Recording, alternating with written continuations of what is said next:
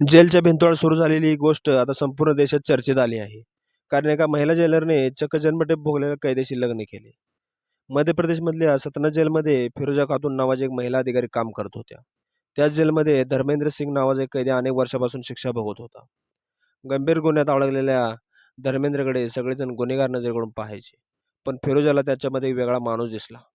जेलमध्ये कागदपत्राचं काम करत असताना दोघांची ओळख झाली. सुरुवातीला फक्त बोलणं, मग मैत्री, नंतर हळूहळू दोघं एकमेकाच्या प्रेमात पडले. 14 वर्ष शिक्षा भोगल्यानंतर धर्मेंद्र बाहेर आला. जेलमधून सुटका झाली, पण फिरोजाशी असलेलं नातं संपलं नाही. दोघांचं बोलणं वाढत गेलं आणि त्यांनी लग्न करण्याचा निर्णय घेतला. मात्र हा निर्णय सोपा नव्हता. एका बाजूला धर्माचा प्रश्न आणि दुसऱ्या बाजूला समाजाचा विरोध आणि सर्वात मोठे म्हणजे धर्मेंद्रचा गुन्हेगारीचा भूतकाळ. फिरोजच्या कुटुंबाने या लग्नाला विरोध केला, पण दोघांनी प्रेमासाठी सगळ्याविरुद्ध जाण्याचा निर्णय घेतला.